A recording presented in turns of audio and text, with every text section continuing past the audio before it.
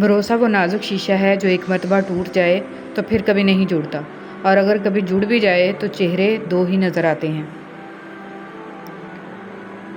اگر تم درود شریف پڑھنے کے لیے چن لیے گئے ہو تو مان لو خوش قسمتی تمہارا مقدر ہے۔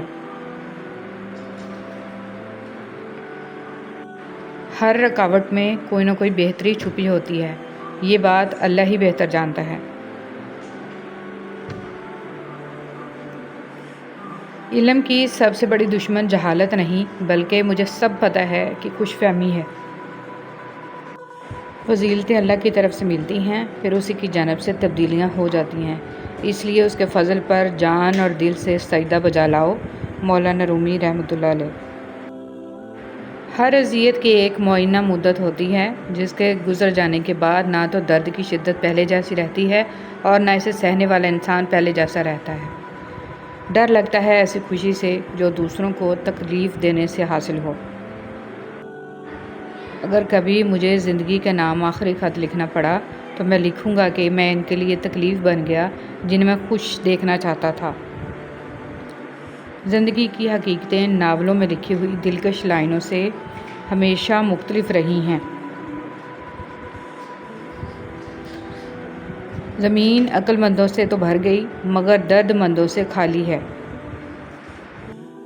سمجھدار لوگ بحث نہیں کرتے کیونکہ وہ جانتے ہیں کہ سوائے آپس میں رنج پیدا ہونے کے اس سے مفید نتیجہ برآمد نہیں ہوا کرتا۔ جب خواہشات مر جاتی ہیں تو بس سمجھوتے باقی رہ جاتے ہیں، پھر ہم خوش ہوں یا اداس اس سے کوئی فرق نہیں پڑتا۔ سمجھوتا کرنا سیکھو کیونکہ تھوڑا سا جھک جانا کسی رشتے کو ہمیشہ کے لیے توڑ دینے سے بہت بہتر ہے۔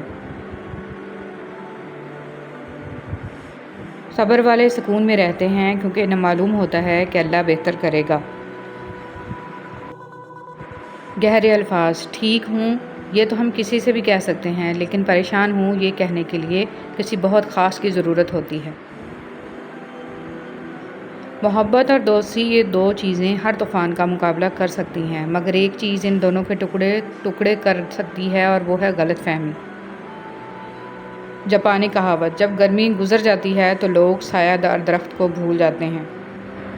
وہی لوگ انمول ہوتے ہیں جو پریشانی میں دلاسا دیتے ہیں، عقل کی بات کرتے ہیں، ہمیشہ تنہائی میں اصلاح کرتے ہیں، کوئی لالچ نہیں رکھتے۔ ایسے لوگ قیمت سے نہیں بلکہ قسمت سے ملتے ہیں۔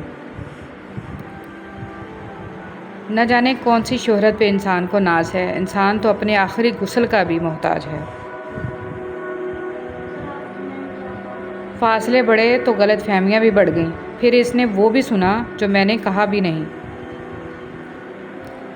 جو لوگ آپ کو اپنی اوقات دکھائیں تو آپ کو یقین کر لینا چاہیے کہ وہی ان کی اوقات ہے۔ جو عبرت سے بھی نہ سمجھے، دلائل بھی نہ مانے تو قیامت خود بتائے گی قیامت کیوں ضروری تھی۔ اگر اللہ نے آپ کو کسی کی مدد کے قابل بنایا ہے تو یہ آپ کا کمال نہیں ہے بلکہ اللہ کی آپ پر رحمت اور خاص کرم ہے۔ آپ لوگوں کے لیے آسانی کریں، اللہ پاک آپ کے لیے آسانیاں فرمائے گا۔ اکیلے رہنے سے یا اکیلے ہونے سے، کسی کو کھو دینے سے یا ٹوٹ جانے سے کبھی نہیں گھبرانا، کیونکہ ایسا ہونے سے رب ملتا ہے اور جب رب ملتا ہے تب سب مل جاتا ہے۔ جو شخص آپ کو نیچا دکھانا چاہتا ہے وہ تسلیم کر رہا ہے کہ آپ اس سے اونچے ہیں۔